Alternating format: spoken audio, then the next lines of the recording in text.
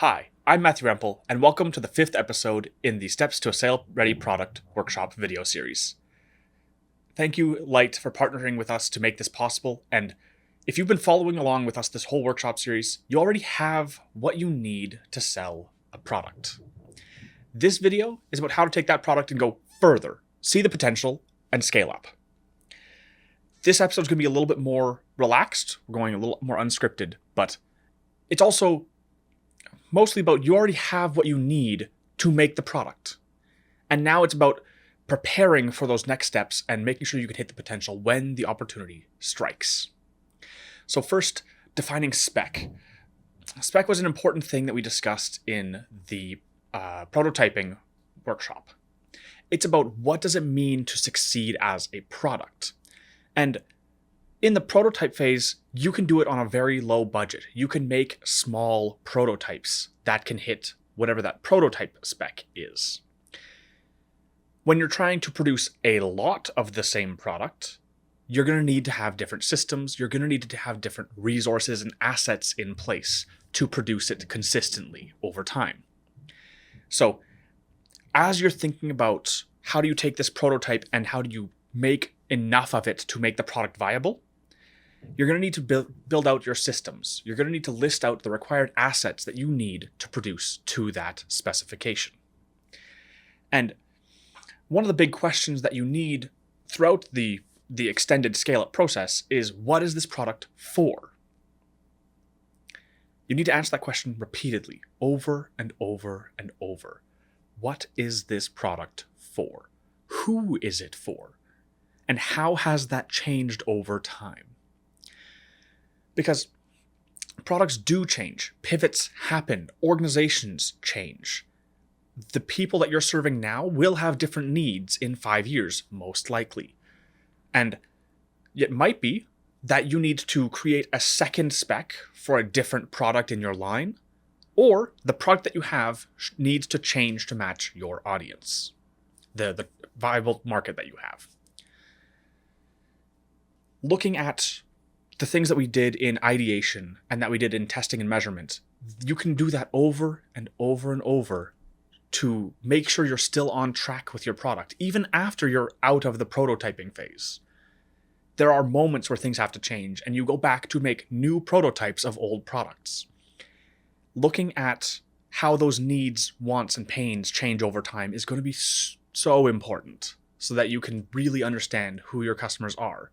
Especially as you scale, the market that you serve will change. As explained in Crossing the Chasm, there's the early adopters. Those are the people who are eager, they're excited for the new thing. But then after a while, you have to start approaching an early majority. Who are the people that they want something more consistent? They don't want the newest of the new, but they might still be either within or adjacent to your initial prototyping target market. They have different needs. The product has to change to fit this new audience, who will be your customers for the next portion of time.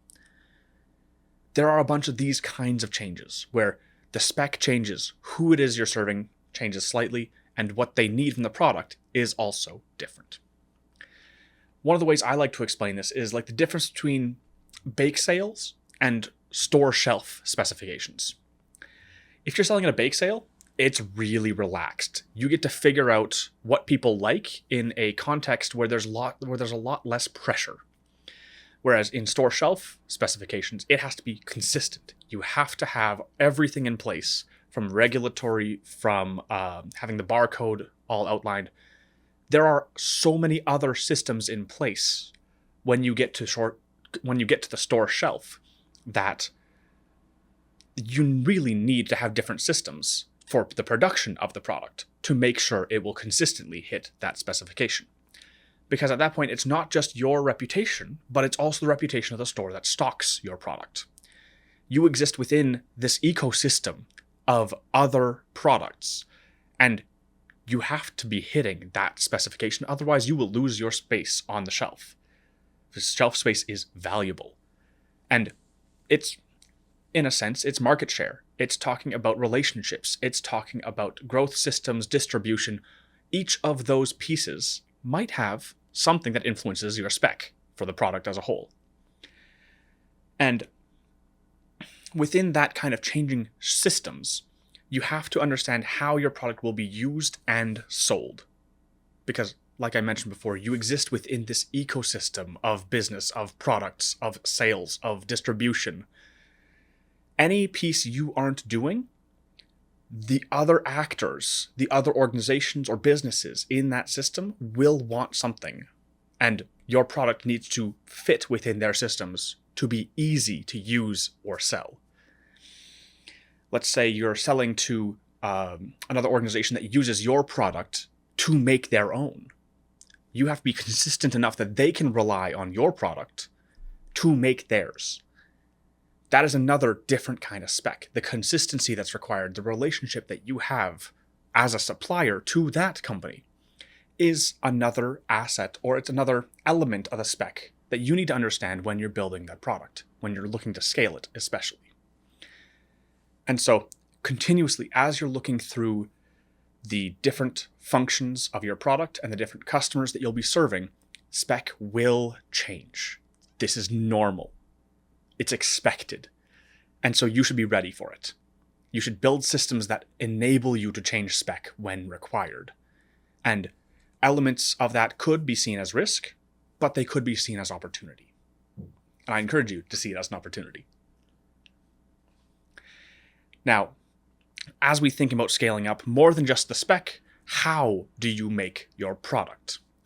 You need to understand how your production runs will function repeatedly, consistently, to make the product at the spec you define.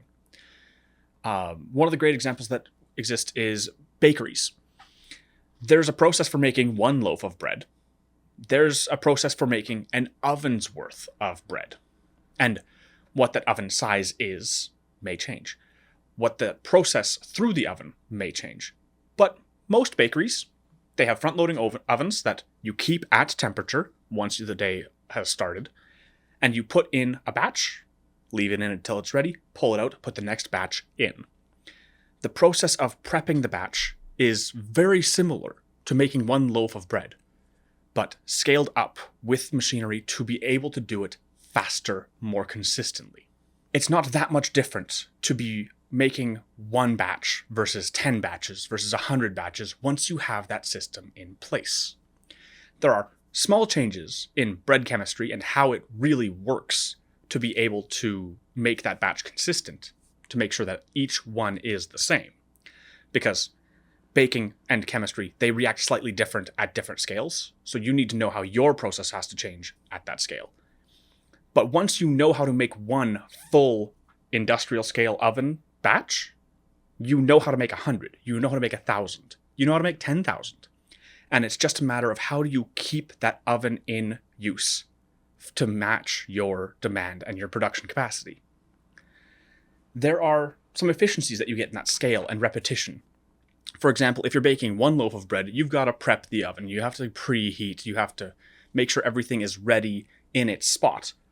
Whereas once you have the repetitive cycle going, you can keep the oven hot. You don't have to preheat again. You just cycle out the finished product with the ready-to-bake product. Another part with knowing your process is knowing your function in a supply chain. There's a company out in the UK called Toast Ale. They take leftover bread from catering companies, often bread ends that are unappealing to end customers, and they turn that into mash for the alcohol that they produce. Except they aren't the ones that produce it. Toast Ale is a brand and a distribution company, not a brewing company. They actually subcontract out the brewing to a different company, to a set of different organizations, so that the brewers do what they do best, using the resources that Toast Ale brings them, and then Toast Ale just warehouses the finished product and sells it out until it's gone. And as they're going, they can do projections, they can see how much is needed, and they can set up another production run with the brewers when they need it. Similarly, here in Winnipeg, there's a group called Compost Winnipeg. I've probably used them as an example in other videos before. They are a logistics company. Their whole existence is to move food waste from where it's produced to where it can be composted. They do food waste pickup, not composting. So knowing what your core product or service is and how it fits within the systems will also change how your production runs function or how you scale up your product and service. Because if you know where your spot is in the ecosystem of business, then you know what part you need to do more of to earn more business. Next, as you're looking to scale up, you will need to make documentation. You're probably going to need process and production documentation, processes, timings, responsibilities. You need to get that info out of one person's head and get it into a shareable and repeatable form. If you needed to spin up a second team that creates the same product, what do they need to know to do it right every time? And this also factors into succession planning. Like, that's a whole different topic, but just in terms of scale up, being able to replace yourself or individuals in the process is very important to be able to scale up product production. You'll also likely need to do the creation of a product sheet.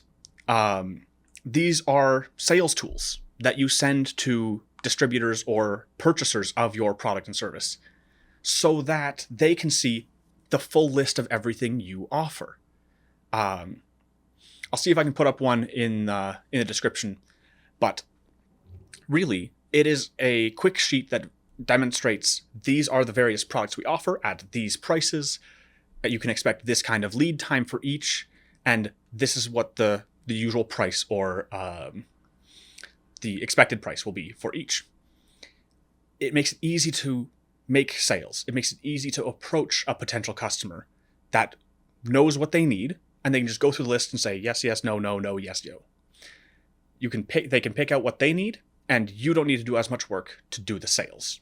This is an expected thing, especially as you scale. So get used to the idea of a spreadsheet that explains what every single product is in a very short form. And finally, as you're creating this documentation, you'll often find small optimizations that can make the whole process just a little bit better. Because in the explaining, we can realize what we've done just on assumption or on autopilot without actually intentionally making a system for it. This will really be the game changer when it comes to scale up. Because as you go from one-offs, there's a lot of ad hoc work that's done. There's a lot of adjustments that happen on the fly. And then as you know what those adjustments are, when they're applicable, when they're needed, then you can build that into the system. And you can create products that are more specific. You make the whole production process better with these small optimizations over time. And it can happen repeatedly. Just like I said about changing the spec based on who the customers are and what the product's used for. You can look at these systems and see, what is this system for? What are we making at our best? And how could we make it better? So that's talking about scale up. And I want to start shifting towards the far future view. If you're a small organization that's looking to start your prototyping journey, you will likely go years without needing what I'm talking about now. But I want to talk about it so that you're aware of it when you get to the point when you might. So that you aren't caught off guard, or you'll think, oh, I heard about this before. I know what to look for. I want you to always be thinking, who is your customer? I want you to know where you fit in the market. This was touched on when I said your spec will change with your customers, but this is also about where do you identify, where do others place you in the market? Who do they compare you to? And is that where you want to be placed? The way you and your product are viewed in the market will change depending on the category you place yourself in and the comparisons that you use to describe what your product is. And it's a big difference between saying you are a product that performs a function or you are a product that solves a problem. because they can be two very different positionings, even if the product itself is the same. And this might be just a difference of saying we serve a different part of the market now. Like I said, when you have your early adopters versus your early majority, these are sometimes the shift from individual small-scale sales to working with enterprise clients or large institutions. The way the product is made will change, and what they feel comfortable buying may change depending on how you are positioning yourself in the market. And when you're thinking about that place in the market, which actors are large enough, will buy enough that you can justify the big production runs? Not just enough that you can keep your local supply satisfied, but which ones are worth scaling up the production runs, going from making 100 of something to 10,000 of something. What I need you to be considering as you're thinking about scaling up, which markets will allow that to happen? And are you even a viable option to be purchased by the customers in that market? Not just are you available, but are you a valid option in their mind? Because if you aren't, you're likely going to need to do some sales and positioning to fit yourself into what is acceptable for whatever that purchase category is. I'm going to use software as an example because it's easier to explain than with many other products. But when a large company is looking at buying office software, they're probably going to end up with Google, Microsoft, or one of the other large companies that provide office software. Because people don't get fired for buying the default. People want to be working with something that is secure, that is stable, and that is comfortable. And if you're trying to break into the market of word processors or other like presentation software, it's going to take a lot to break the largest companies out of that mindset. And so likely, as a small player, you are just not a viable option for those large companies.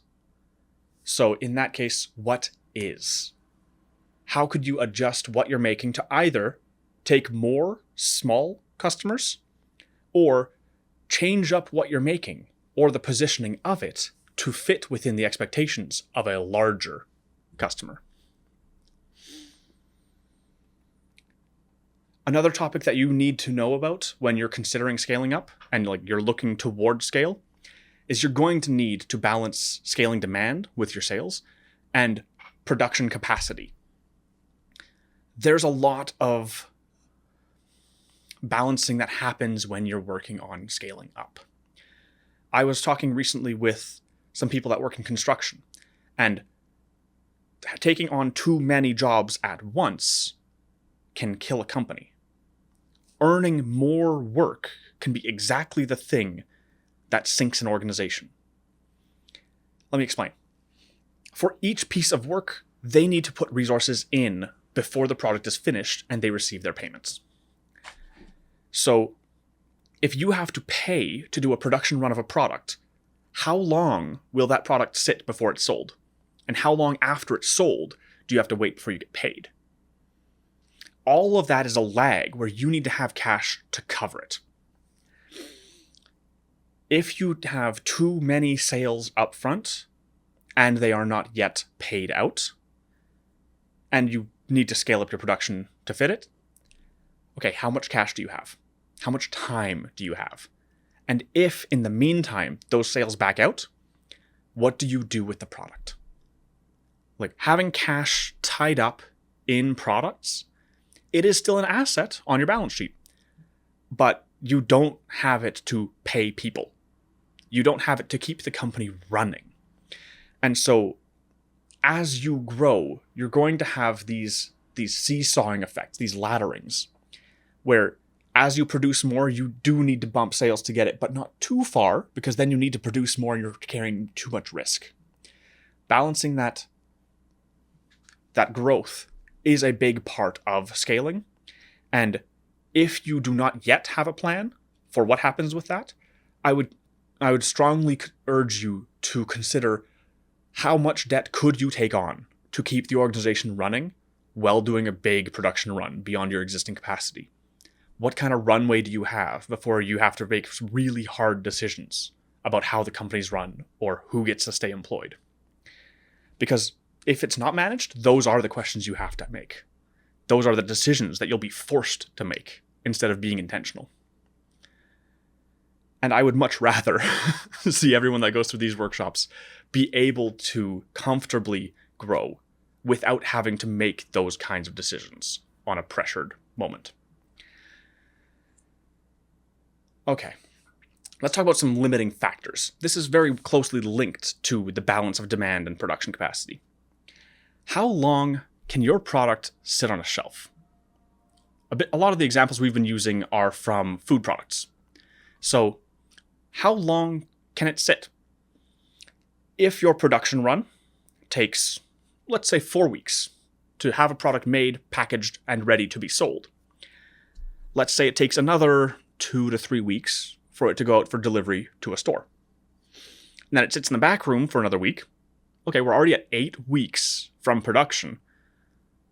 How long can it sit on the shelf? If you have a 6-month shelf life, you've cut it down to 4 already, just to get it to this point of sale. And not all of it's going to sell right away. So how many can you reliably make to keep the stuff on the shelf sellable and not a loss?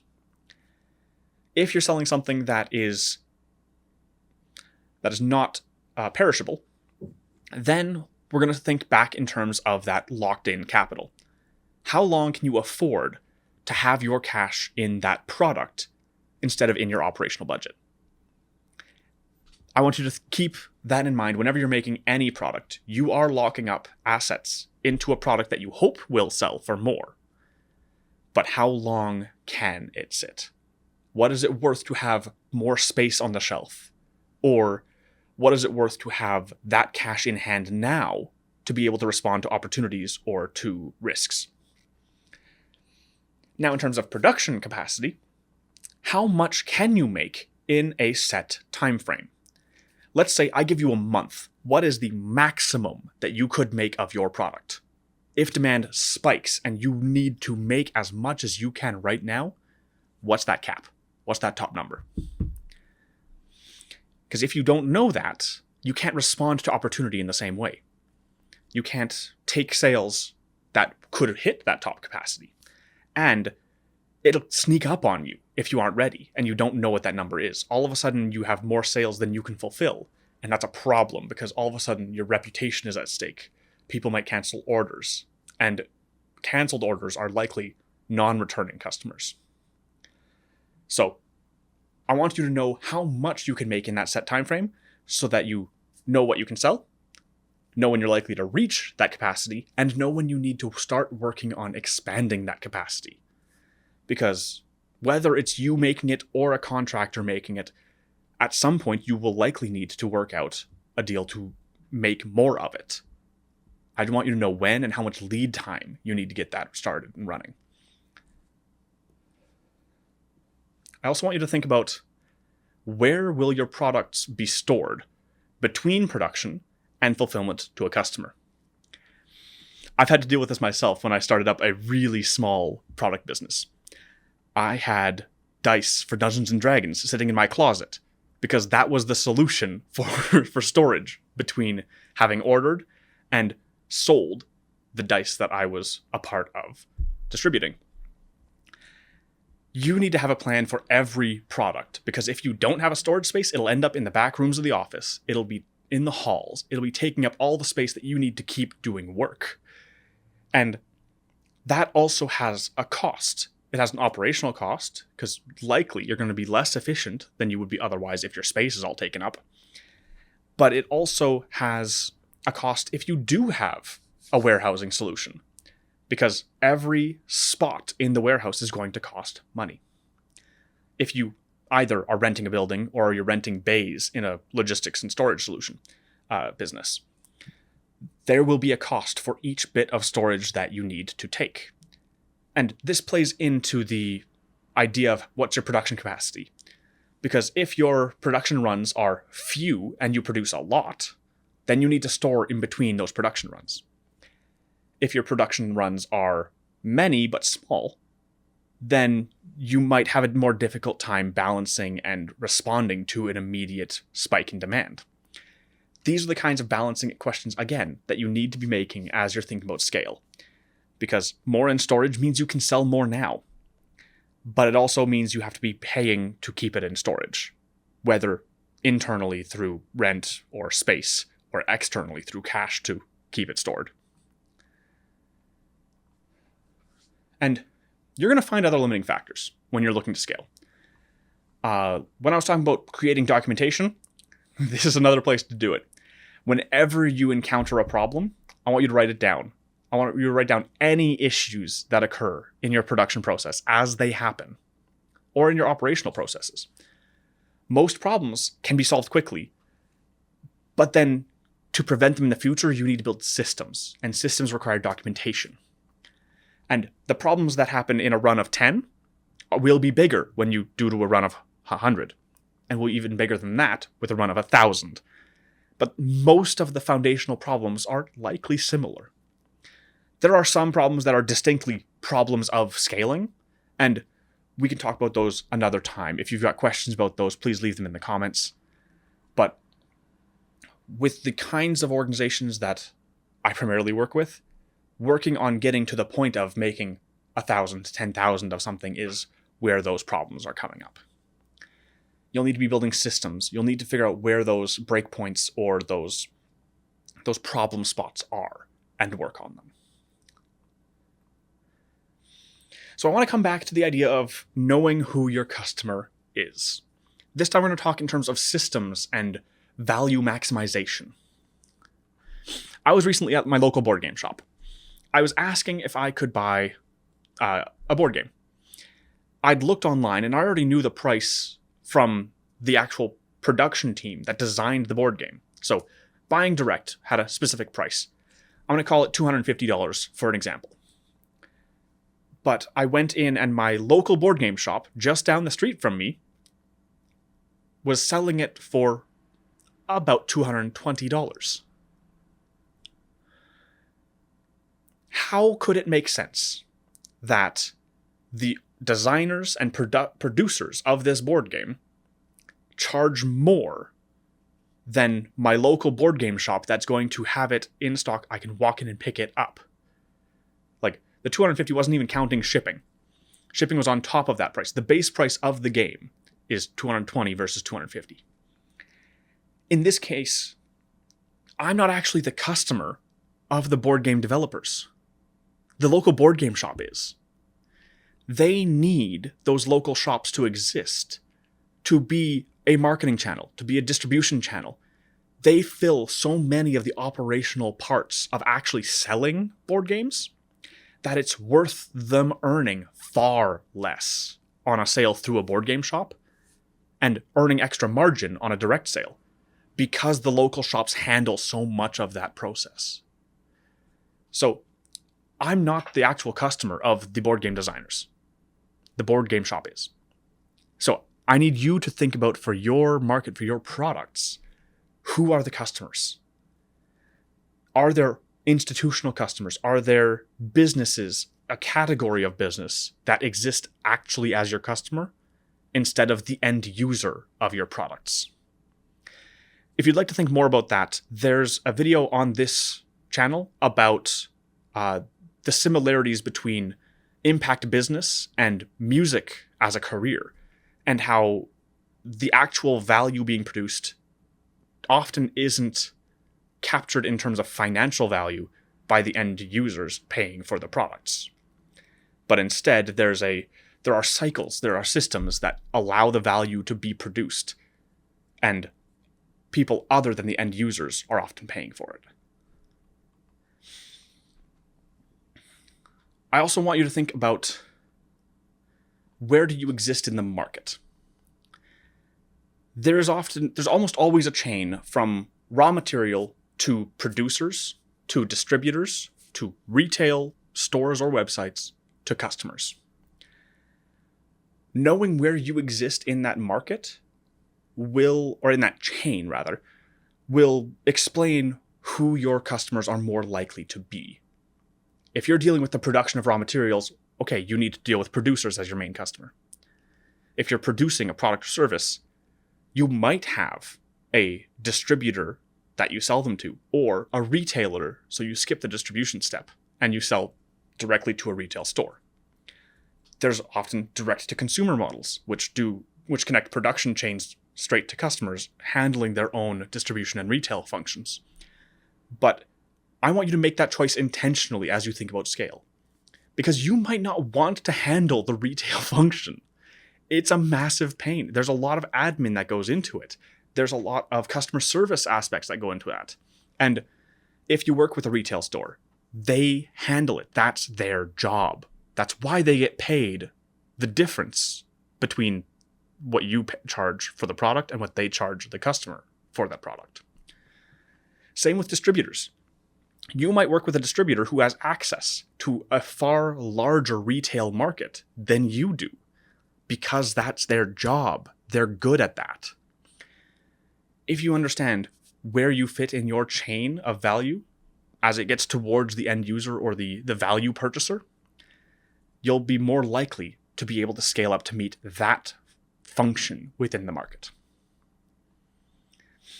Okay, moving on to something a little bit different. As you scale, cash flow is king.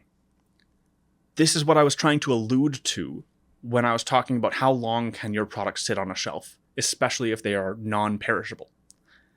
With perishable products, it's clear. The product can only stay on the shelf for so long and then the ingredients have gone bad. It's not good to eat anymore. But non-perishables, they also have a shelf life or a target turnover rate where you want to be selling enough of them that you can keep making your next production runs. So you need to be continually selling so that you get cash into the business to keep running. Without cash in the bank, you can't operate. You have to lay off staff. You have to make those forced decisions like I was talking about before. There are some ways you can work at improving this. You can change, like if you can get paid faster, or if you can get paid more reliably, then you have less risk.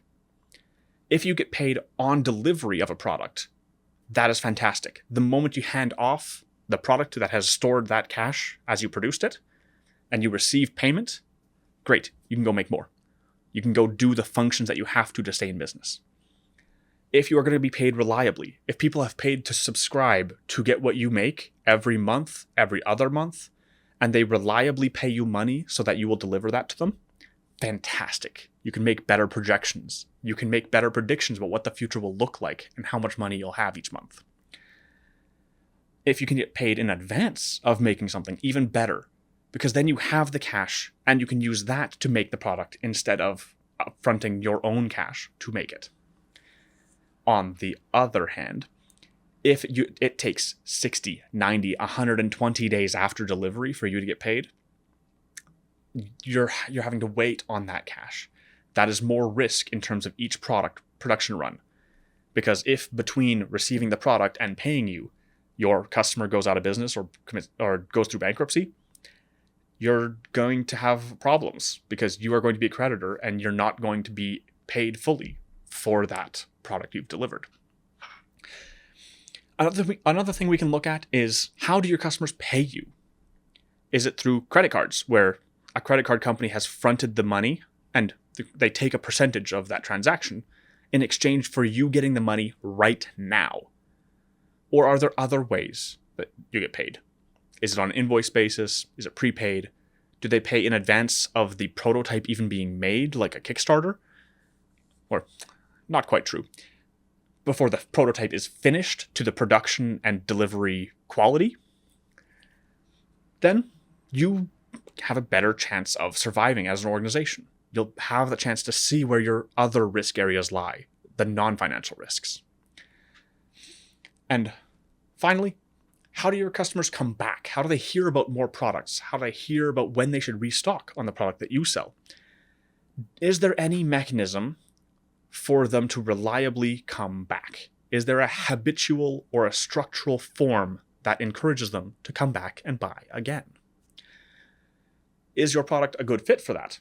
Is another one of the questions that you need to ask. But if there's any way that you can fit in those recurring purchases, make it easier for your customers to buy again, build it in. Make a system so that you can more reliably earn your sales and have more cash to keep doing business. All right. Throughout this series, we've talked about prototyping, making something that is valuable to a target market, aligning to their needs, pains, and wants. We've talked about what you need to look at, to measure, to see if your prototype is hitting its markers of success and defining what its specifications are. We've talked about managing risks and dealing with problems proactively to see them before they're a problem and make systems to try to avoid them. And we've looked at ideation. How do you find and refine your ideas into something that is useful, valuable, and sellable? I want you to keep pushing the edge of your comfort within this whole process. The first ideas often come easily, and I want you to think a little further. What other places could you take in your local market that fit with what people expect from your organization or your company? And I want you to think about how you can continue to add value. And potentially, how do you integrate impact within those systems and models that we've been discussing? Because here at Strategy Made Simple, we talk about social enterprise all the time. Businesses that are committed to making a social impact enough that they will commit a majority of their profits towards pursuing it and will commit to having it locked in. Say that impact is why they exist. I want you to also think about how you could do that with your prototyping process as you're thinking about ideation. A lot of the risks happen because of social issues that you could help address. And it's another thing you can measure to demonstrate value that you're providing. I want to encourage you that there are ways you can do this. This has been done before. There are plenty of examples on this video channel and in the podcast with the same name, Strategy Made Simple. It's possible. I want you to go out and think about how you can fit within existing systems and make them better. And have fun with it while you're doing it. This is all very exciting stuff. To be able to make new things, make them real, and then grow them into something that goes beyond what we initially thought they possibly could be. Thank you for watching, and I encourage you, go make something that's a little bit beyond what you think is possible. I'm Matthew Rempel. Thank you again to LITE for sponsoring this video workshop series and helping us make it possible to share it freely online. If you'd like to learn more about them, there's links down in the description. And here at Strategy Made Simple, we help to build up social enterprises through business planning, strategic planning, and other consulting support. If you would like help as you're building up your social enterprise, email me, Matthew@StrategyMadeSimple.ca.